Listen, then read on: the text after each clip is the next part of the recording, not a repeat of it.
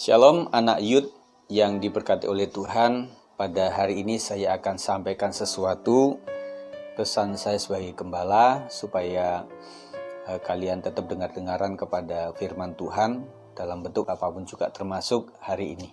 Mari kita akan berdoa. Tuhan Yesus berkati supaya anak-anak pemuda, pemudi diurapi oleh Tuhan untuk mengerti kebenaran firman Tuhan, supaya mereka tidak nyantai saja melihat keadaan dan mengikuti keadaan ini, tetapi mereka memiliki satu inisiatif, daya kreasi, daya cipta, imajinasi, karena mereka masih fresh, berpikir panjang, berpikir yang bisa berdampak bagi diri mereka sendiri terutama, dan nantinya bagi orang lain. Berkati firman Tuhan yang disampaikan saat ini, kiranya membuka wawasan kami untuk lebih tegas di dalam bersikap dan berkata. Dalam nama Yesus, segala yang jahat dari kuasa iblis kami halaukan.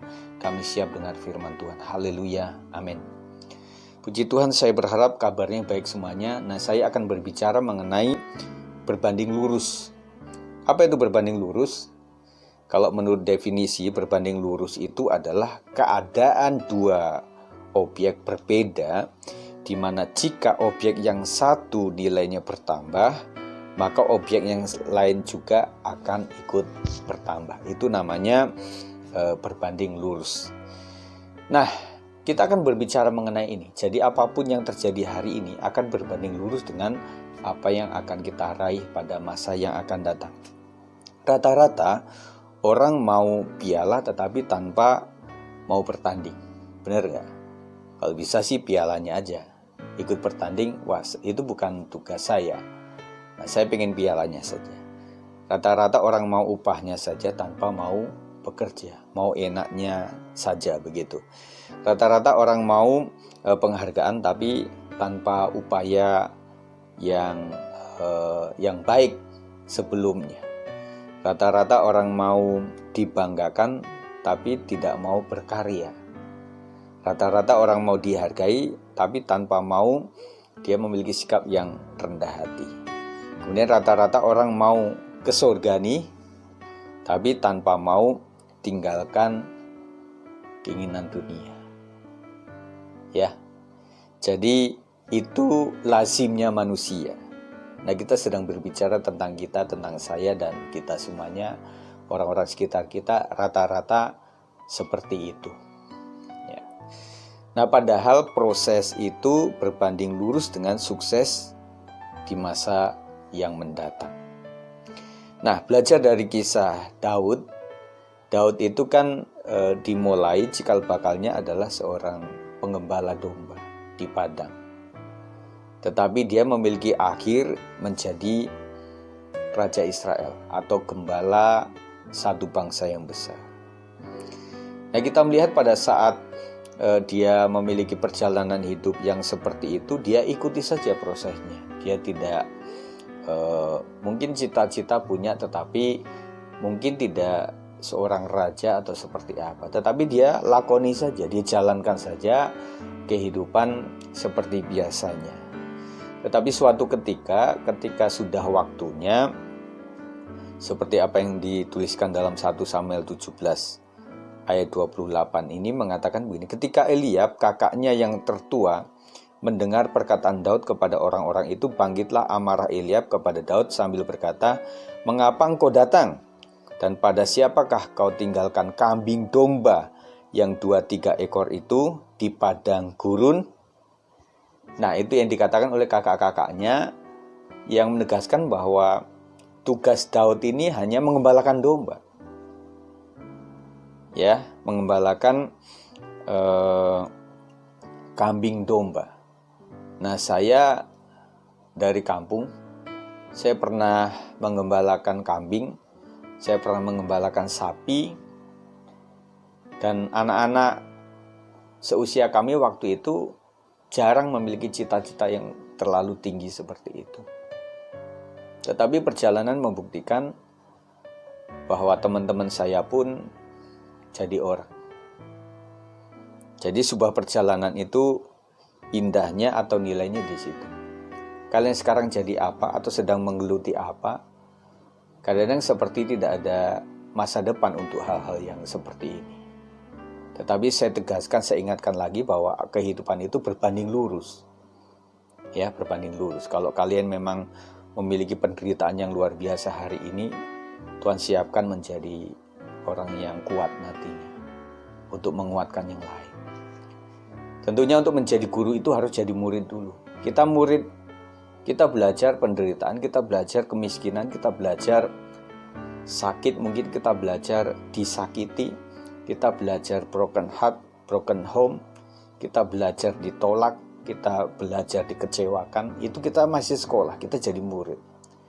Kalau kita sudah lulus, nanti kalian jadi tutor, jadi pemimpin, jadi inspirator. Saya pernah ngalamin kayak gitu. Tetapi saya berbangga saya lewati itu. Nah, kita mesti punya pengalaman seperti itu untuk membagi kepada orang lain. Jadi kita belajar itu bisa dari pengalaman orang, kebanyakan pengalaman orang. Tetapi kalau memang pengalaman kita nantinya akan menjadi inspirasi buat orang lain, ya kita harus jalani sampai selesai. Jadi kunci yang selanjutnya adalah sampai selesai, setia sampai selesai.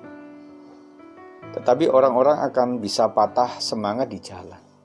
Ketika dia diproses oleh Tuhan, dia membantah, membangkang, sehingga tidak mau diproses oleh Tuhan lagi, dia ganti orang lain. Siapa yang mau diproses, dibentuk oleh Tuhan untuk menjadi berkat bagi orang lain lagi nantinya.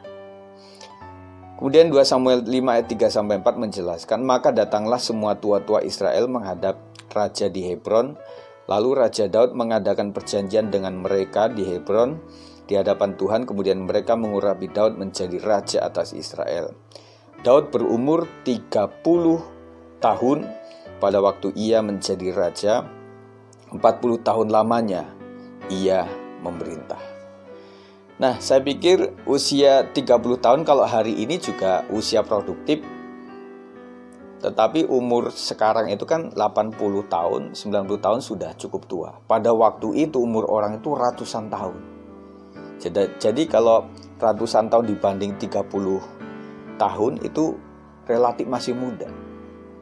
Artinya ketika Daud tekun menjalani profesi sebagai pengembala kambing domba, dia setia. Tidak lama-lama 30 tahun langsung dia dijadikan raja. Nah, kalian sebenarnya mungkin tidak harus sampai saat ini belum ngapa-ngapain, tidak harus sampai saat ini belum jadi apa-apa. Nah, menurut pengalaman ini bisa jadi kali aja seharusnya kalian sudah menjadi apa-apa itu sudah 2, 3, 5 tahun yang lalu. Tetapi karena pembangkangan, pembantahan, tidak mau dibentuk, tidak mau taat, tidak mau respon, cuek, tidak mau dipersiapkan, maka lalu itu. Dan jangan sampai mahkota yang akan diberikan kepada kita itu hilang sebelum waktunya. Saya pesankan kepada anak-anak muda, tetap tekun saja, jalani sajalah bersama Tuhan. Pasti lama-lama kalian mampu dan sampai kepada maksud kehendak Tuhan mempersiapkan itu. Itu mengenai Daud. Yang kedua mengenai Yusuf. Ini tokoh favorit saya. Yusuf ini adalah anak yang termasuk memiliki jalan hidup yang ya sama abang-abangnya gak harmonis, karena anak ini ya mungkin tidak seperti abang-abangnya yang bisa apa-apa begitu loh. Yusuf ini lebih kepada anak rumahan. Ya. Tetapi ketika dia terus menjalani hidupnya itu, tahu persis kan cerita tentang Yusuf itu, bagaimana ketika dia sedang berkunjung ke perkemahan abang-abangnya, dia memakai baju yang bagus. Abang-abangnya sebel, marah. Akhirnya ya sudahlah, kita masukkan sajalah dia ke lubang sumur. Bagaimana nanti dengan ayah? Udah kita ambil aja jubahnya yang bagus, kita robek-robek, kita lumurin darah. Dan mereka memfitnah. Katakan pada ayahnya bahwa Yusuf ini sudah dimakan hewan buas. Tidak cukup sampai di situ, akhirnya Yusuf kalau ditinggalkan di sumur pasti bisa mati. abangnya yang tertua akhirnya ambil sajalah. Akhirnya ada saudagar, dijual lah. Dan lihat bahwa pada waktu itu yang namanya posisi dijual ke orang lain itu sebagai budak namanya. Tidak seperti yang disebut pembantu atau asisten rumah tangga masa sekarang. Mereka dijemput pakai mobil, diongkosin. Tapi waktu itu benar-benar mereka dituntun, diikat, tuannya naik keledai atau onta atau kuda. Nah, budak itu ya jalan kaki. Betapa sadisnya ke abang-abangnya. Sampailah di rumah Tuan Potifar. Di situ ya dipandang oleh istri Potifar adalah ganteng dan sebagainya. Akhirnya diajaklah Yusuf untuk melakukan hal yang tidak berkenan, tetapi menolak. Akhirnya istri Potifar yang memfitnah Yusuf bahwa Yusuf akan melakukan yang tidak baik, dan akhirnya Yusuf dipenjara. Setelah dipenjara, dia mengalami berbagai musim kehidupan dia, sampai pada akhirnya dari penjara itulah Yusuf dikasih anugerah untuk bisa melakukan sesuatu yang ilahi, dan akhirnya diambillah Yusuf, dimasukkan ke dalam kelompok tempat-tempat orang-orang pemerintahan, dan akhirnya jadilah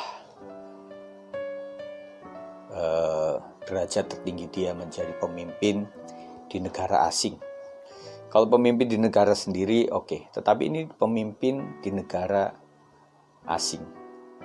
Tetapi dari situlah kita melihat bahwa perjalanan itu tidak selalu harus kita kita kecewa, marah, atau kita tidak suka, karena ujungnya pasti sesuatu yang baik untuk menjadi berkat bagi yang lainnya. Untuk ini, teman-teman muda sekalian, jangan sampai kalian itu sudah patah di masa ini. Karena saya melihat bahwa orang-orang itu dipersiapkan sesuai dengan ladang yang akan dia geluti. Tuhan persiapkan itu. Jadi kalau seseorang itu dipersiapkan untuk menjadi pemimpin yang besar, tentunya sekolahnya juga tidak mudah. Dan kalau kalian mengalami hari-hari ini pengalaman yang tidak enak, dan imani itu bahwa nanti ketika saya sukses menghadapi ini, saya akan menjadi berkat kepada orang-orang yang mengalami hal yang sama, dan itulah yang namanya menjadi berkat. Jadi akhirnya kalian nanti akan tumbuh sebagai orang-orang yang tidak cuma memberkati orang lain, tidak cuma teori, tetapi berdasarkan pengalaman yang kalian lakukan, yang terjadi, yang kalian atasi, sehingga membuat orang akan hormat kepada kalian. Karena apa? Yang dibagikan adalah pengalaman hidup dan bukan sekedar teori saja.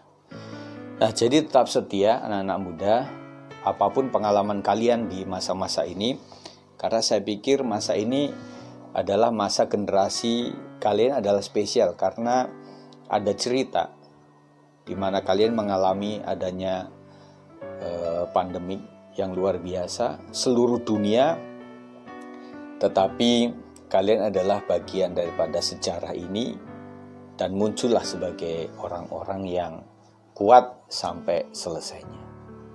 Jadi tetap lakukan apa saja yang menjadi proses Tuhan. Jadi kita berdasarkan firman Tuhan, besi menajamkan besi, orang menajamkan sesamanya. Nah, kalian ditajamkan oleh saya mungkin bertindak yang tidak menyenangkan di hati kalian, mungkin nasihatin terus yang tidak menyukakan, tetapi ikuti saja. Dan juga saya juga ditajamkan oleh kalian semuanya. Jadi kita sama-sama menajamkan, ya.